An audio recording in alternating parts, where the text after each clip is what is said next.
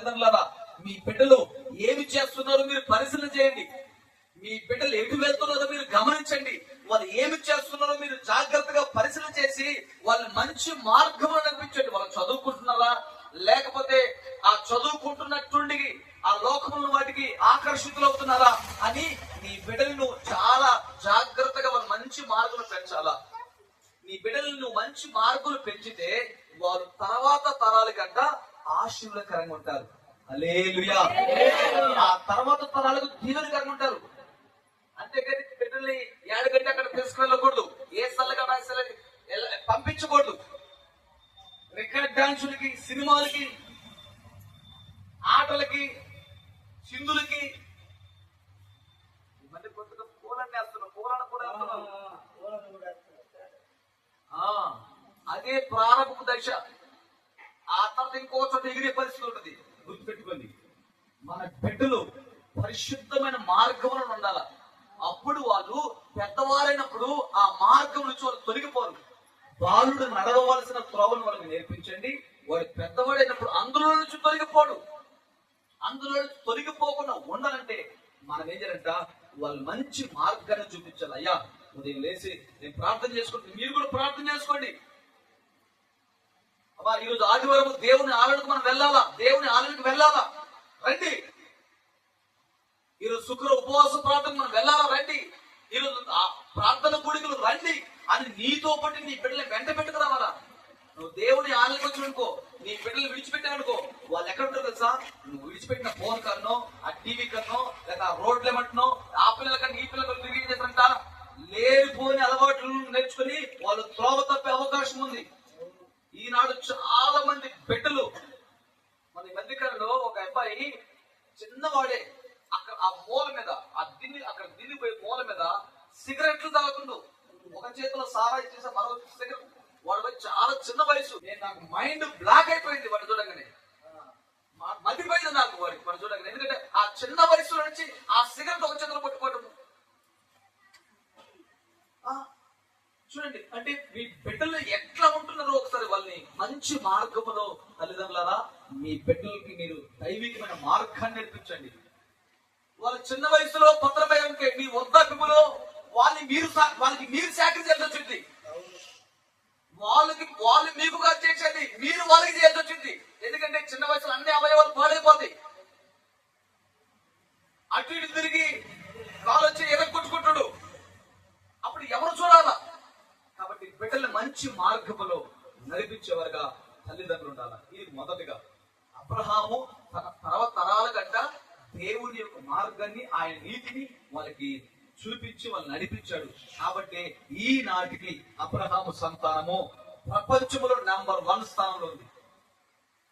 అబ్రహాము సంతానము ప్రపంచంలో నెంబర్ 1 స్థానంలో ఉంది. సమస్తమును దేవుడు వాళ్ళకి ఇచ్చిన జ్ఞానముతోనే. ఎందుకంటే అబ్రహామును బట్టి తన సంతానాన్ని ప్రభు ఆశీర్వదిస్తున్నాడు. తన తరాలకి వాళ్ళు ఆ అబ్రహాం ఏంటంటే పోతూ మంచి మార్గాన్ని ఆ తండ్రి నేర్పించాడు. అలాగే తల్లిదండ్రులు మీరు మీ బిడ్డలకి మంచి మార్గం నేర్పించండి. రెండోదిగా బిడ్డల్ని తల్లిదండ్రులు దేవునికి ప్రతిష్ఠితులుగా చేయాలి.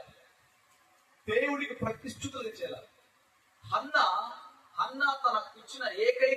తనకిచ్చిన కుమారుని దేవుడు, అన్నాకిచ్చిన కుమారుడు దేవుడికి ప్రతిష్ఠిత చేసింది. దేవునికి ప్రతిష్ఠిత చేసింది.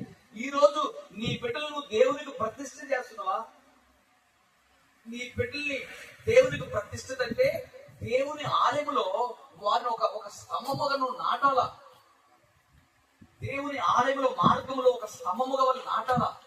ఇదిగో మీరు దేవునికి ప్రతిష్ఠితులు కాబట్టి మీరు అపవిత్రమైన మాట ముట్టకూడదు. మీరు దేవునికి ప్రతిష్ఠితులు. మీరు ఆ స్థలంలోకి వెళ్ళకూడదు. మీరు దేవునికి ప్రతిష్ఠితులు. మీరు ప్రార్థన చేసుకునే వారు కూడా అట్లా దేవునికి మిమ్మల్ని, మీ బిడ్డలు మీరు ప్రతిష్ఠితులుగా చేయాల. ప్రతిష్ఠులుగా మన బిడ్డలే మనం దేనికి ప్రతిష్ఠులు చేస్తున్నాం చెప్పండి? మన బిడ్డలు దేనికి ప్రతిష్ఠులు చేస్తున్నాం? లోకానికి ప్రతిష్ఠులు చేస్తున్నాం. దేవునికి ప్రతిష్ఠులు చేయడం, లోకానికి ప్రతిష్ఠులు చేస్తున్నాం. కాబట్టి ఆ లోకమునికి అపవాదైనటువంటి వాడు వారికి సమయం లేదని వాళ్ళ హృదయంలో ఏం పెడుతున్నట? చెడు విత్తనాలు పెడుతున్నాడు. అందుకే తల్లిదండ్రులు అంట బిడ్డల కొరకు బెత్తము ఉపయోగించాలి. చెడు విత్తనాలు పోవాలంటే తల్లిదండ్రులు బిడ్డ కొరకు పెద్దగా ఉపయోగించాల. అప్పుడు వాడు ప్రతిష్టతను వాడు కాపాడుకుంటాడు. ఇప్పుడు బిడ్డ వాడిని గద్దించాలా, వాడిని శిక్షించాలా.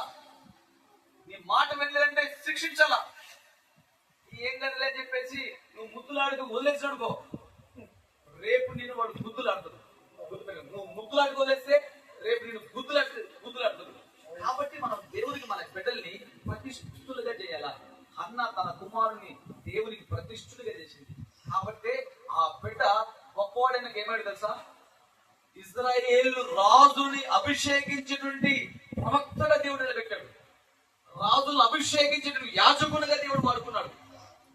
దేవుని యొక్క పాత్రగా పనిముట్టుగా ఆయన బ్రతుకు తెరువు నుండి దేవుని నామాన్ని మహిమపరచువాడిగా దేవుడు చేశాడు. ఆయన చివరి శ్వాస వరకు దేవుని కొరకు నమ్మకంగా బ్రతికాడు. రాజులు వచ్చి ఆయన ఎదుట సాగిలపడ్డారు. ఈ బిడ్డలను దేవునికి ప్రతిష్ఠితులు చేస్తే అధికారులు వచ్చి నీ బిడ్డలకు సాగిలపడతారు, రాజులు వచ్చి నీ బిడ్డలకు సాగిలపడతారు.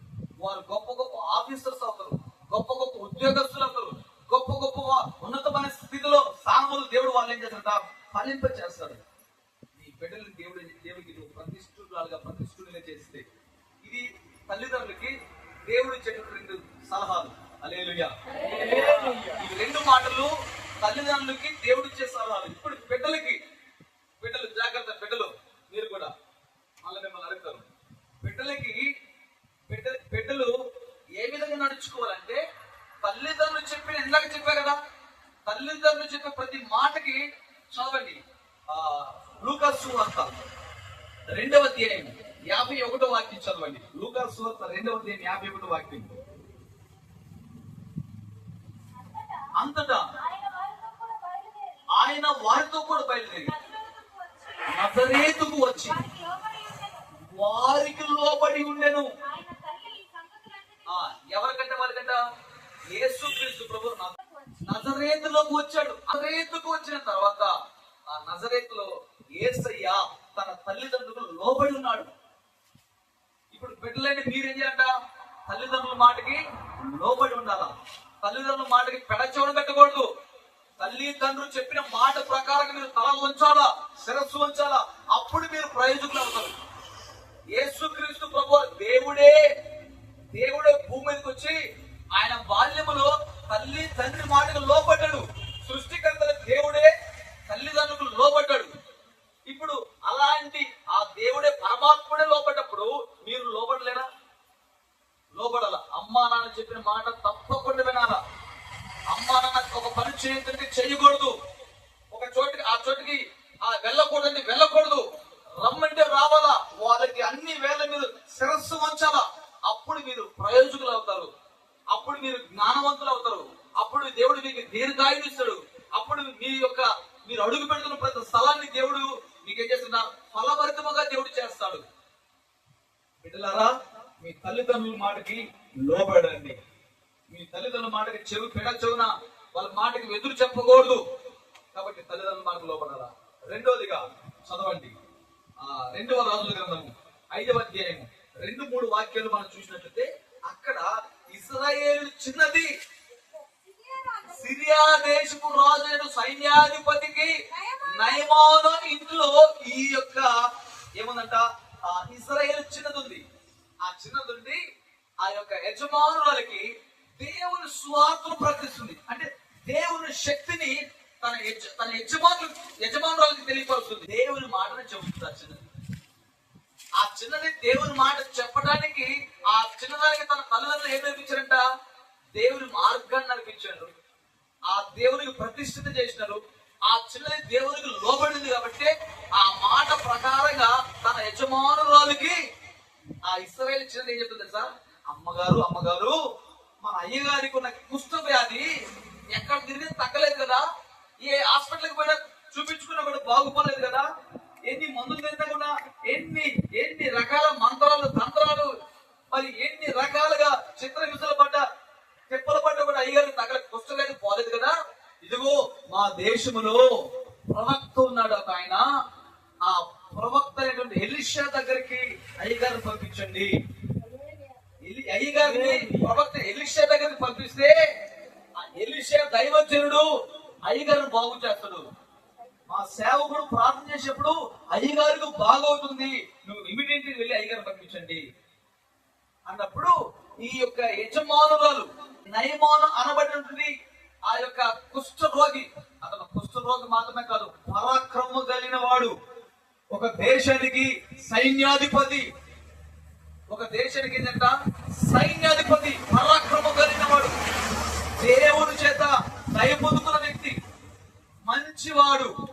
ఆ వ్యక్తి ఆ చిన్నదాని మాటలు విని ఇజ్రాయెల్ దేశానికి ప్రయాణమైతే అక్కడ ఎలీషా అనబడిన దైవజనుని ఆ మాటకు లోబడి యోర్దాను నదులు 7 మార్లు మునిగి లేచాడు. 7వ మారు అతనికి ఆ కుష్ఠంతా శిరస్సు మొదలు పాదలకు పసిపిల్లల దేహం వలె చక్కటి ఆరోగ్యవంతుడుగా మార్చబడ్డాడు. హల్లెలూయా. కారణం ఏంటి? ఆయనకు బాగోగలిగే గల కారణం ఏమై ఉంటుంది? ఆ చిన్నది ఆ దేవుని యొక్క మాటలకు లోబడి సత్యాన్ని తన యజమానులు చెప్పింది. ఆ చిన్నది దేవుని యొక్క శక్తిని గురించి తన యజమానులు చెప్పింది.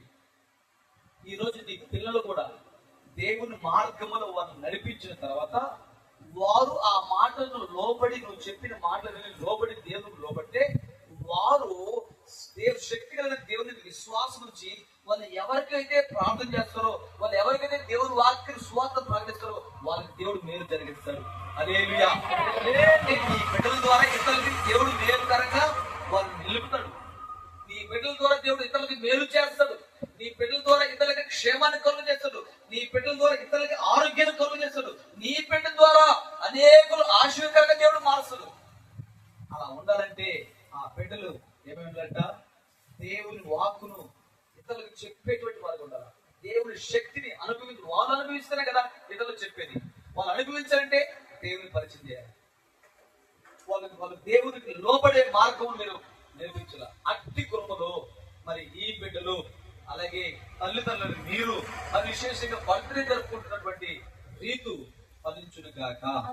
ఆమేన్. ప్రార్థన చేసుకుందాం.